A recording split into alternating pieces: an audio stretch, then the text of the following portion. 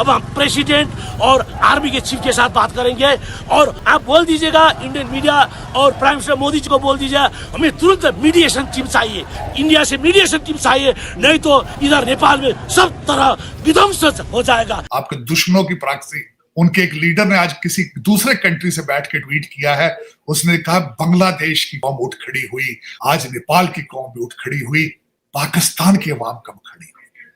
नेपाल की यूथ ने, नेपाल के जेनजी ने पार्लियामेंट को आग लगा दी, सुप्रीम कोर्ट को आग लगा दी और प्राइम मिनिस्टर ओली को उठाकर बाहर फेंक दिया।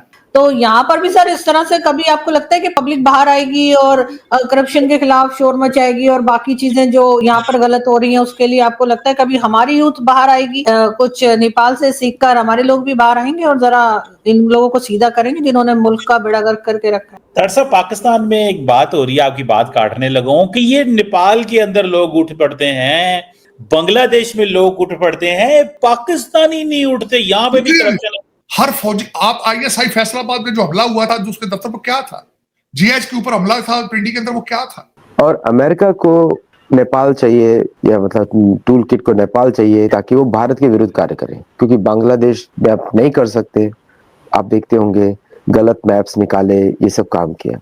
नेपाल में जिस तरीके से हालात एक हफ्ते के अंदर खराब हुए हैं, इससे भारत में लोगों के कान खड़े हो गए हैं, क्योंकि नेपाल की जनता ने अपने पार्लियामेंट, पीएम हाउस सबको आग लगा दिया है और पीएम मोदी जी से गुहार लगाई है कि नेपाल का सिस्टम फेल हो गया है, आप इसे बचा लो। बताया जा रहा है कि नेपाल की इस क्रांति में काठमांडू के मेयर बालेन शाह का हाथ है, जो नेपाल के पीएम के प्रबल दावेदार है, क्योंकि जिस तरीके से नेपाल राजशाही परिवार करप्शन का पैसा लेकर विदेशों में घूम रहा था, इससे नेपाली आवाम का गुस्सा भड़क उठा। लेकिन कुछ लोगों का मानना है कि इस सब के पीछे अमेरिका या चाइना जैसी बड़ी ताकतों का हाथ है, जो एक एक करके भारत के सभी पड़ोसियों में डेमोक्रेटिक पार्टीज को भगा रही है ताकि इंडियन ओशन में भारत को घेरा जाए। इसलिए बांग्लादेश में भी शेख हसीना का यही हाल हुआ था। पीएम मोदी ने नेपाल के हालात को देखते हुए नेपाली जनता से शांति की अपील की है, क्योंकि दंगा भड़कने से भारत में भी माहौल बिगड़ सकता है, जिससे नेपाल के प्रवासी भारत में जबरदस्ती घुस सकते हैं, जिससे बॉर्डर एरियाज में हालात भविष्य में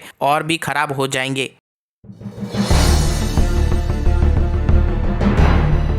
कि ये नेपाल के अंदर लोग उठ पड़ते हैं, बांग्लादेश में लोग उठ पड़ते हैं, पाकिस्तानी नहीं उठते, यहाँ पे भी करप्शन। अगले दिन ख्वाजा आसफ ने वो कहा कि देखें वो सड़क टूटी हुई है, खा गए करप्शन, लूट गए, लेकिन किसी बंदे ने परवाह नहीं, इन्होंने की नशा किया है, इन्होंने क्या मसला है। उठ 9 महीने तो सुते थोड़ी सन, 9 महीने उठे सन ना, इनकलाब ते आ गया से उस दिन।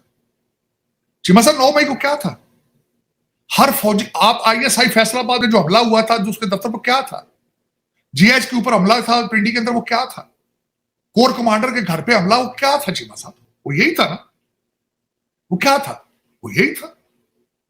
आपके ऊपर इनकलाब, हाँ ये जरूर कहें कि इनकलाब में ताकत नहीं थी, शुरली थी, उथे पटाखे ने शुरलियां सा, ये कहो ना कि हमारी शुरलियां छोटी क्यों है। आपका इनकलाब आया था चीमा साहब, आपका इनकलाब आया था। इस्लामाबाद में एक बच्चे ने कहा था, देखें जी हमें आगे से पुलिस वाले थप्पड़ मारते हैं, हम इनकलाब कैसे लाएंगे। पता नहीं कुछ शीमेल सी या पता नहीं बच्चा मेल सी या फीमेल सी या शीमेल सी, कहता है अबू जी देखिए ना, ये मुझे पुलिस वाले थप्पड़ मारते हैं, हम इनकलाब कैसे लाएंगे।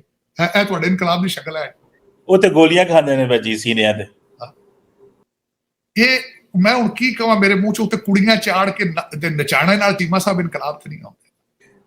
इमरान खान के जलसे च अज मेरा नचने नूं जी करदा। इमरान खान के जलसे ते चरसां चल रहीआं ने ते थल्ले चरसां दे सूटे ते उत्ते बीबियां नच रहीआं ने।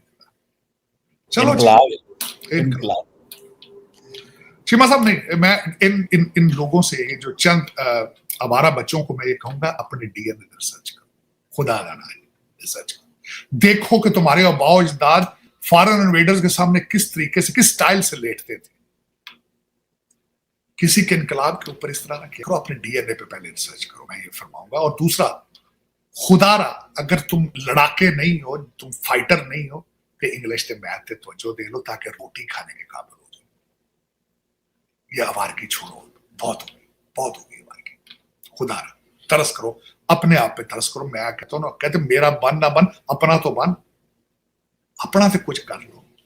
बल्कि नेपाल में तो चीमा साहब जो रेवोल्यूशन नहीं था, वो तो एंटरटेनमेंट की जंग है। वो किस तरह एंटरटेनमेंट की जंग सुना है। वो बच्चे जिससे मैंने ज्यादा देखा वो कहते साडा इंटरनेट क्यों बंद किया साहब, तो शिकायत ही है, देख ले आप, उनका इंटरनेट बंद कर दिया जाता था, यूट्यूब और ट्विटर, तो कहते बोर हो गए सब बच्चे। चीमा साहब आज मैं बंद इस चीज पे करना चाहूंगा, किसी ने नेहरू से पूछा था, नहीं गांधी साहब ने एडवाइस की थी नेहरू साहब को कि तुम मिडिल क्लास या लोअर मिडिल क्लास को खुश रखना चाहते हो तो दो चीजों की प्राइस कंट्रोल करके रखो, साइकिल महंगा नहीं होना चाहिए क्योंकि गरीब आदमी की सवारी है, और सिनेमा का टिकट नहीं महंगा होना चाहिए क्योंकि एंटरटेनमेंट। और यहीं पे नेपाल में तो लगता है मार खा गया, यूट्यूब तो ट्विटर बंद किया, बच्चे बोर होकर सड़कों पे आ गए। देख लें उनको इंटरनेट एंटरटेनमेंट, बच्चे फील कर गए, बच्चे माइंड कर गए, एंटरटेनमेंट रेवोल्यूशन। और ये पाकिस्तान के अंदर भी प्रॉब्लम यही है, मैं अर्ज करना चाहूँ किस तरह आप देख लें, मुर्शिद पाक का हर जलसा इस तरह होता था जिस तरह लगी रानी सर्कस। सही है। मुझे ये बताइए कि जो नेपाल में जो कुछ हो रहा है उसको आप किस तरह से देख रहे हैं, इसलिए कि वहाँ की गवर्नमेंट चेंज हो गई, वहाँ के स्टूडेंट्स और यंगस्टर्स बाहर निकले, उन्होंने जो सोशल मीडिया बैन किया था, ये सब किया था, और अब तो मोदी जी ने भी तारीफ कर दी, उन्होंने कहा ठीक है इनका प्राइम मिनिस्टर गया सो गया। तो इस चेंज को आप कैसे देख रहे हैं, इसलिए कि इनके तो बॉर्डर भी साथ हैं और इनमें तो आपस में कुछ खास बॉर्डर बंद भी नहीं है, तो क्या लगता है आपको कि क्या होगा आगे? मैडम होना क्या है, जेन जी है, जेन जी छाई हुई है बांग्लादेश के अंदर, इधर उधर ये वो दाएं बाएं, ठीक है ना जी। तो क्या उसे बोलते हैं, ये चीज जो है ना, ये जो हो रहा है वहां पे, ये ज्यादती है इस सेंस में कि लोगों को इस तरह मारना, घर जलाना, ये कोई प्रोटेस्ट नहीं है।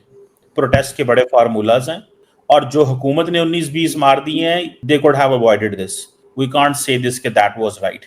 लेकिन ये जो प्रोटेस्ट मॉब होता है इधर, फिर मैं आपको एक मैडम यहाँ पे खुश हो जाना चाहिए आपको, आपके मुल्क का जो सिक्योरिटी अपरेटस है ना वो तगड़ा है। लेकिन सर ऐसा कुछ चेंज सर पाकिस्तान में भी जरूरत है।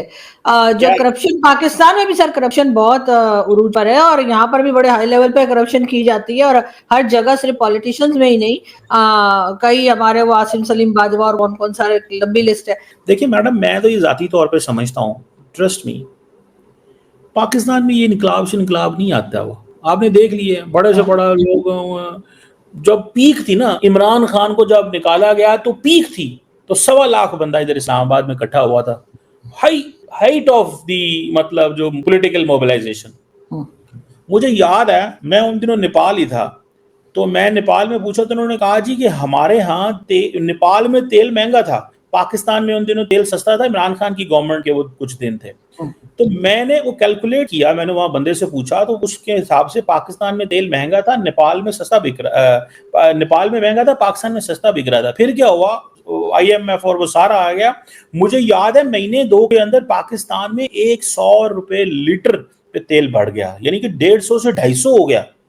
मैडम कोई बंदा ही नहीं बाहर निकला, किसी ने बात ही नहीं की, किसी को तकलीफ ही नहीं हुई, ना अमीर ना गरीब। मतलब मैंने पाकिस्तानियों को बाहर निकलते देखा था जब बिजली नहीं होती थी, बाकी किसी टाइम कोई परवाह नहीं है क्या हो रहा है क्या नहीं हो रहा।